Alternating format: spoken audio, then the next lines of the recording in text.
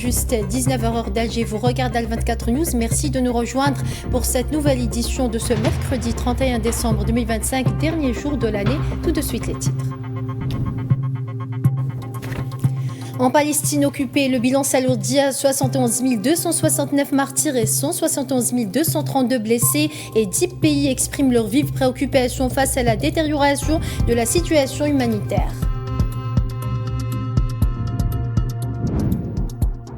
Au terme de cette année Moyen-Orient, le constat est terrifiant. On fera le point dans ce journal. Au Soudan, l'Union africaine soutient l'initiative de paix soudanaise présentée au Conseil de sécurité.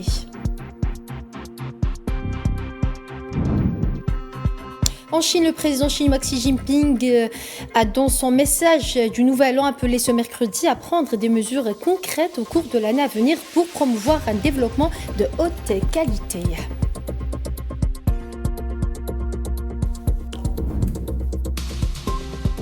Bonsoir à tous. Si vous venez de nous rejoindre, en Palestine occupée, l'agression génocidaire sioniste contre la bande de Gaza a fait 71 269 martyrs et 171 032 blessés, en majorité des femmes et des enfants depuis le 7 octobre 2023, selon un nouveau bilan communiqué par les autorités sanitaires palestiniennes.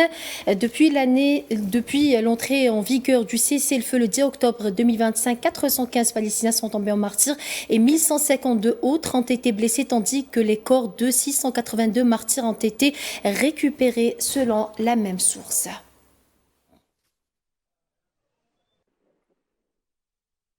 Et les ministres des Affaires étrangères de 10 pays d'Europe, d'Amérique du Nord et de l'Asie ont exprimé mardi 30 décembre leur vive préoccupation face à la détérioration de la situation humanitaire à Gaza, appelant l'entité sioniste à ouvrir les points de passage afin d'accroître l'acheminement de l'aide humanitaire dans l'enclave palestinienne.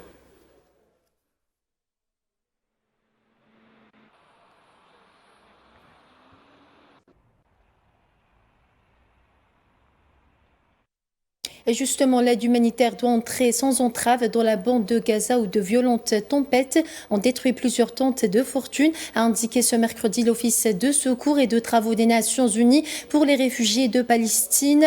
Il est à noter que depuis début décembre, les tempêtes ont fait 17 morts, dont 4 enfants dans la bande de Gaza où près de 90% des abris destinés aux personnes déplacées ont été inondés.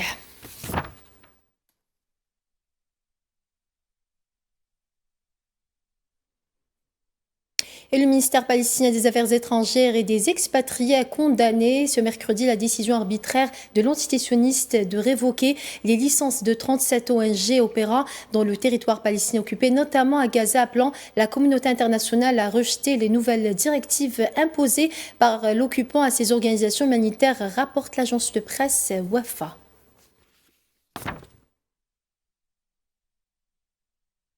Et l'Union européenne a critiqué ce mercredi les nouvelles règles d'enregistrement d'ONG adoptées par l'entité sioniste, avertissant que la suspension d'organisations apportant une assistance humanitaire à la bande de Gaza ravagée par 2 ans d'agression sioniste empêcherait l'acheminement d'aide vitale. L'Union européenne a été claire, la loi sur l'enregistrement des ONG ne peut pas être appliquée sous sa forme actuelle, a écrit la commissaire européenne Hadja Lahbib sur les réseaux sociaux.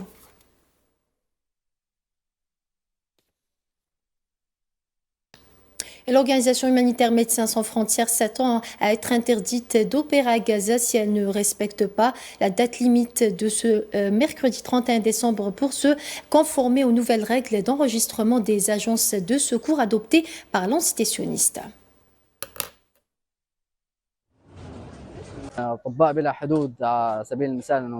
Médecins sans frontières, par exemple, est une organisation bien connue qui bénéficie du soutien d'organismes extérieurs spécialisés. Elle nous fournit des soins médicaux, des médicaments et du matériel médical.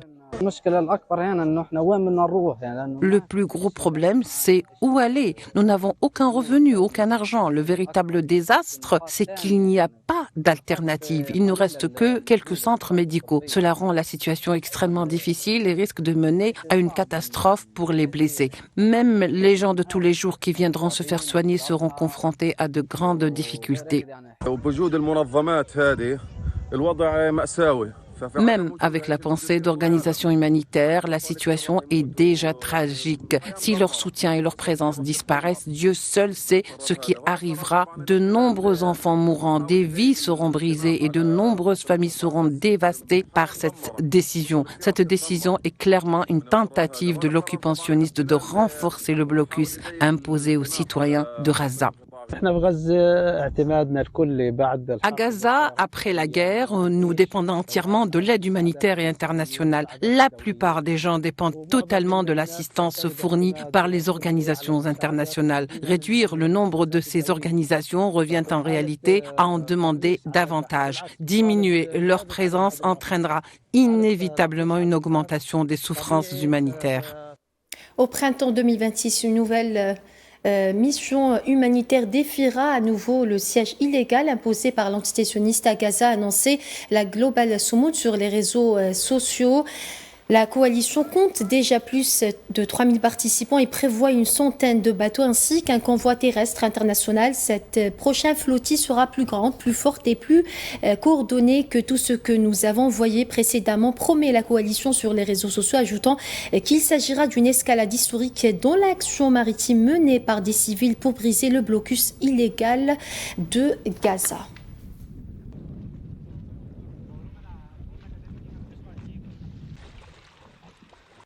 Les soldats sionistes ont démoli des maisons dans le camp de réfugiés de Nour Shems en Cisjordanie occupée ce mercredi 31 décembre. L'opération a forcé des dizaines de milliers de Palestiniens à quitter leur foyer.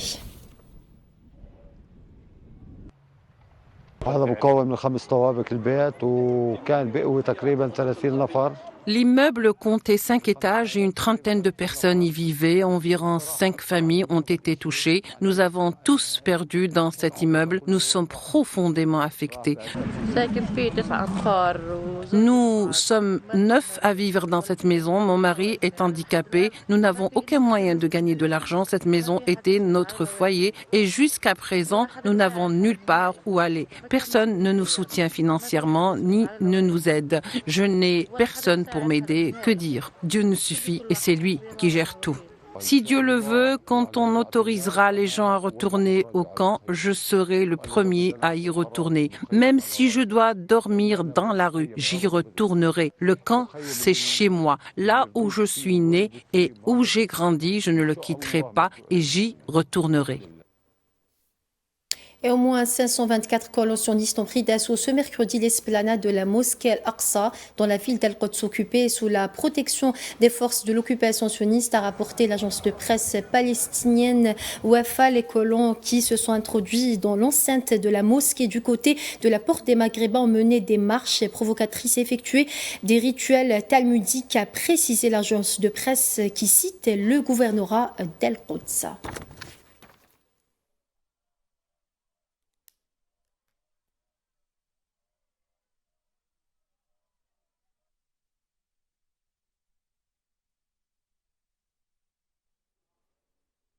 Et au terme de cette année au Moyen-Orient, le constat est terrifiant: civils pris pour cible, destruction des bâtiments, arrestation arbitraire, violation de la souveraineté des États, accords non respectés. 2025 s'achève sur sous tension. Commentaire Imen Marat.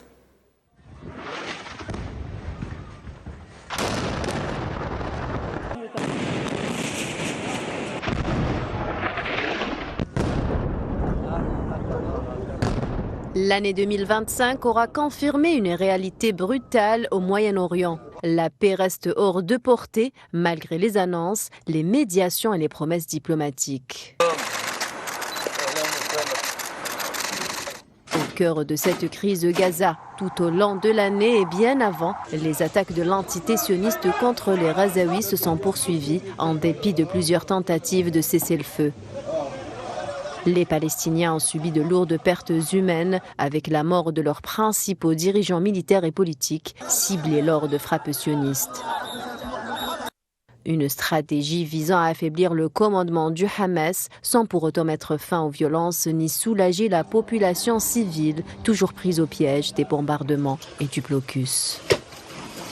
Un accord de paix négocié sous médiation internationale avait pourtant fait naître l'espoir d'une désescalade durable. Mais sur le terrain, cet accord n'a jamais été pleinement respecté.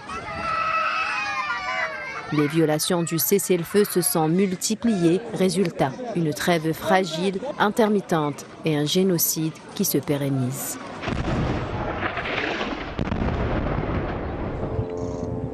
La guerre ne s'est pas limitée à Gaza. Au Liban, les tensions ont fortement augmenté le long de la frontière sud. Échanges de tirs, frappes ponctuelles, déplacements de population. Le pays déjà blafard économiquement s'est retrouvé exposé à un nouveau front, ravivant la crainte d'un embrasement régional orchestré par l'entité sioniste. Plus à l'est, la Syrie n'a pas été épargnée. Toujours marquée par plus d'une décennie de guerre, elle a connu en 2025 de nouvelles frappes et attaques sur fond de rivalité régionale et de présence militaire étrangère. Le pays reste fragmenté en dépit du départ du président Bachar el-Assad, rendant la reconstruction très difficile et la vie quotidienne marquée par la peur. Au-delà des accords rompus et des calculs militaires, il reste surtout des vies brisées, des familles déplacées à Gaza, des villages sous tension au sud du Liban, des civils syriens qui vivent dans l'ombre d'un président déchu et des ruines de leur pays, avec un départ qui n'a rien changé. En 2025, le Moyen-Orient ne tourne pas la page de la guerre, il l'endure encore dans le silence des ruines, l'attente des populations et l'espoir fragile que l'année prochaine apporte peut-être la paix et la sérénité.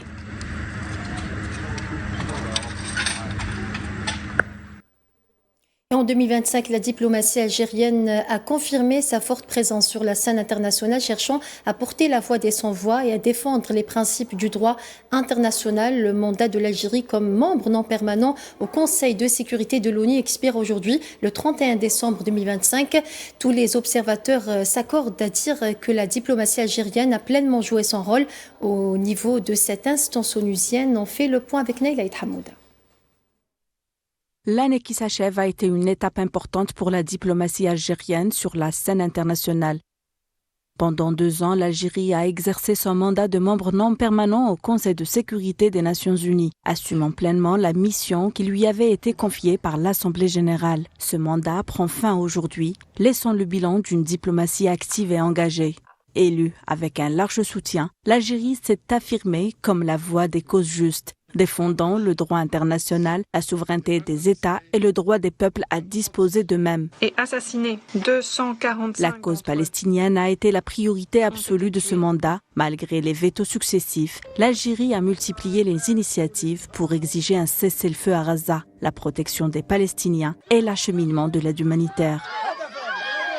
Son action a contribué à remettre en cause la thèse de la légitime défense et à faire adopter des résolutions réaffirmant le droit du peuple palestinien à un État indépendant et souverain. À l'autodétermination du peuple du Sahara occidental. Sur le Sahara occidental, l'Algérie a joué un rôle clé dans l'adoption de la résolution 2797 qui consacre le droit du peuple sahraoui à l'autodétermination et les négociations directes comme seule voie de règlement.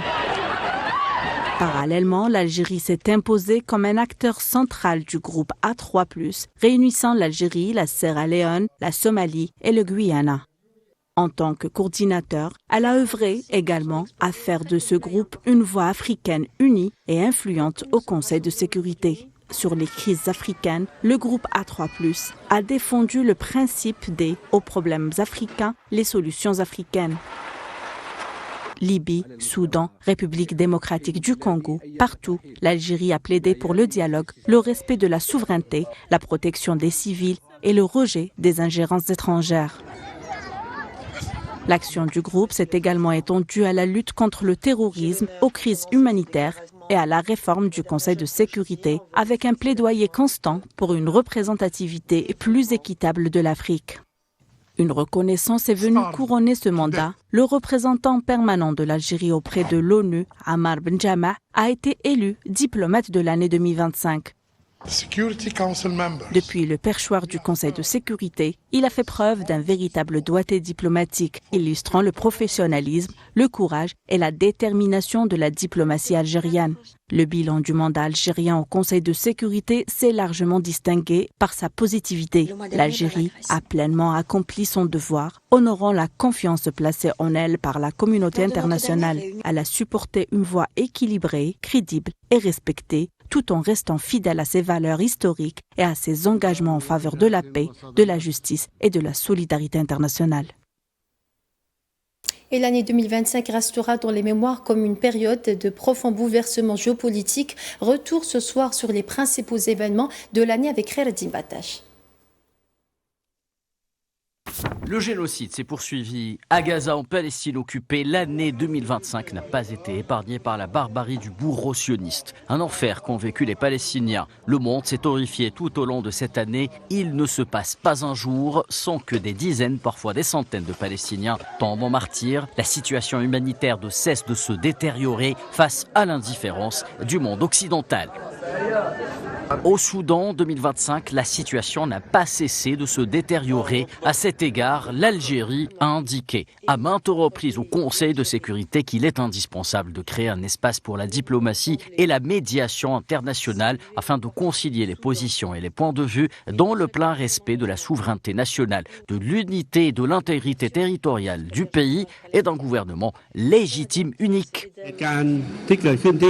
Le conflit frontalier entre la Thaïlande et le Cambodge s'est intensifié après un affrontement militaire entre les deux pays le matin du 28 mai, affectant gravement les relations bilatérales et la stabilité régionale. L'ASEAN et la communauté internationale ont encouragé une solution diplomatique conduisant à la signature d'un accord de paix. Cependant, l'accord a été violé à plusieurs reprises.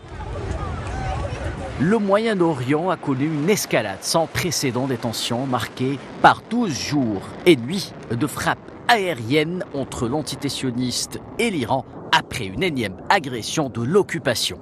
L'entité sioniste a lancé une agression contre l'Iran le 13 juin en menant des frappes aériennes sur les sites nucléaires et civils de l'Iran. De leur côté, les forces militaires iraniennes ont efficacement lancé des ripostes touchant Tel Aviv et certains sites stratégiques au sein des territoires palestiniens occupés. Un cessez-le-feu initié par le président américain Donald Trump est entré en vigueur le 24 juin. Malgré les efforts diplomatiques, l'entité sioniste a péniblement accepté de conclure un accord de cessez-le-feu incluant la libération de plusieurs captifs. Mais le processus de paix a été violé à plusieurs reprises par le bourreau sioniste qui continue de commettre des crimes de guerre. En 2025, de nombreux efforts diplomatiques ont été déployés pour mettre fin au conflit russo-ukrainien, les États-Unis ayant formulé des propositions de paix. Le président Trump s'est entretenu séparément avec ses homologues russes Vladimir Poutine et ukrainien Volodymyr Zelensky, mais aucune négociation directe entre les dirigeants russes et ukrainiens n'a encore été organisée. Pendant ce temps, les combats se poursuivent sur le front sous différentes formes, causant de lourdes pertes. En 2025, le changement climatique a atteint des niveaux extrêmes sans précédent selon plusieurs rapports officiels, provoquant de graves catastrophes naturelles dans de nombreuses régions du monde. Séismes au Myanmar, tempêtes et inondations dévastatrices dans de nombreux pays d'Asie et des Caraïbes, incendies de forêt en Grèce, au Canada, aux États-Unis ou en Australie. Ces catastrophes naturelles ont fait des milliers de morts. Et justement, pour parler des faits marquants de l'année 2025, nous avons avec nous en direct de Genève Riyad Sidaoui, directeur du Centre arabe de recherche. Bonsoir, monsieur Sidaoui. Bonsoir. Alors, une année qui s'en va, une autre qui commence. Le monde a connu de grands changements durant 2025. Le Proche-Orient, en particulier, est violemment secoué. Le monde s'en sortira-t-il indemne après le génocide de Gaza qui se poursuit et la disparition des leaders du Hezbollah au Liban?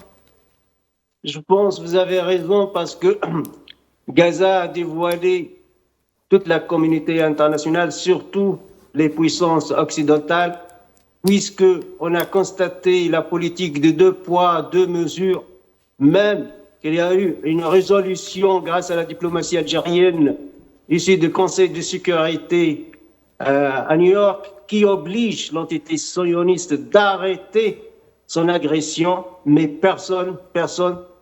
aucun État n'a pu obliger l'entité sioniste d'arrêter malgré la résolution. Donc, Cette année, nous constatons l'hypocrisie de l'Occident, l'hypocrisie aussi d'une grande partie de la communauté internationale quand il s'agit du sang palestinien et quand il s'agit de Gaza. Aussi, comme votre reportage, c'était excellent, on a bien mentionné les grands événements qui ont eu lieu en 2025.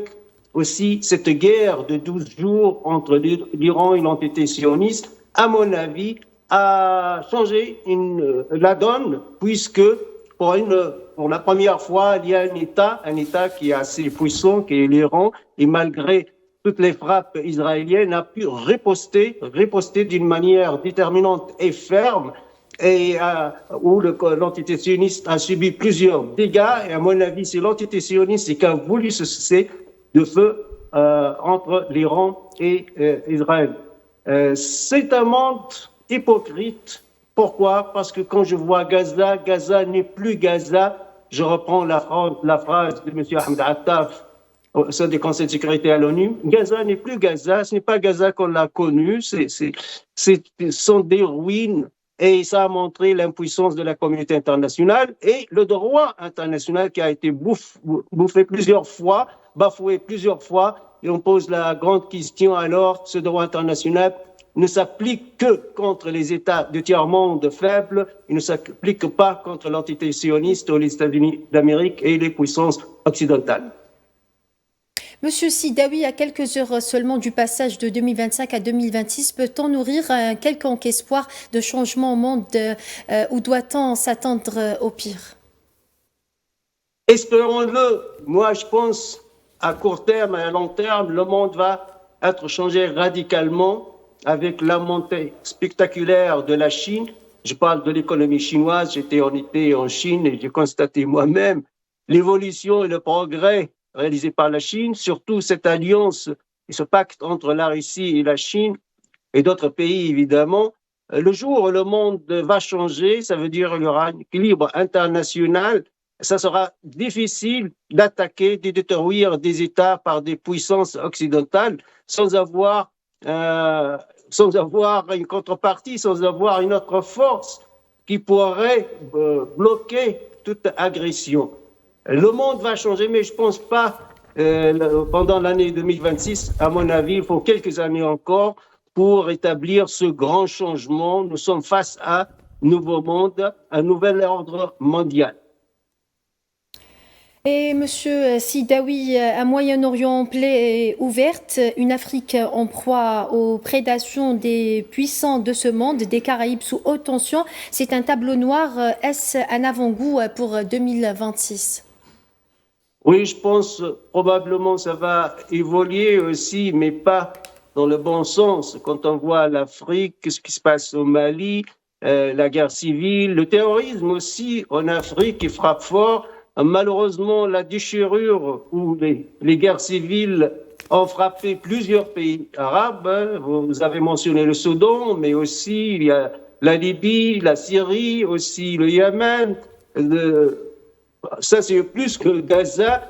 Donc, il y a eu aussi cette déchirure qui frappe les pays du tiers-monde, l'Afrique et le monde arabe, et plus que d'autres pays de le monde. Oui, on constate aussi que le conflit, peut-être le conflit ou la guerre entre la Russie et l'Ukraine, peut-être va avoir fin en 2026, parce que Donald Trump, sur ce sujet, il veut arrêter cette guerre. Et Zelensky et l'Ukraine sont de soutien américain, ne peut pas continuer dans une guerre contre la Russie, d'ailleurs, qui gagne chaque jour au plan militaire. En 2025, la Russie a gagné beaucoup de points et a marqué beaucoup de points. Et ce que la Russie dit toujours, a libéré des régions russophones dans le Donbass. Donc peut-être on va voir la fin de cette guerre en 2026. Merci Monsieur Sidawi pour tous ces détails. Merci à vous. Et en Chine, le président chinois Xi Jinping, dans son message du Nouvel An, a appelé ce mercredi à prendre des mesures concrètes au cours de l'année à venir pour promouvoir un développement de haute qualité. 统一的历史大势，两岸同胞血浓于水， Les compatriotes des deux côtés du détroit de Taïwan sont unis par des liens du sang plus forts que l'eau. Et la tendance historique vers la réunification nationale est irréversible. La production économique totale de la Chine a constamment franchi de nouveaux caps. Elle devrait atteindre 140 000 milliards de yuan et 19 900 milliards de dollars américains cette année. La puissance économique, les capacités technologiques, la force de défense nationale et la puissance nationale globale ont atteint des sommets inédits. Et voilà, c'est ainsi que s'achève cette édition. Merci à vous de votre fidélité. Excellente suite des programmes sur Al24 News. Bonne année à toutes et à tous. Tout de suite, retrouvez Tini Hinel Makassi pour votre émission L'échiquier international.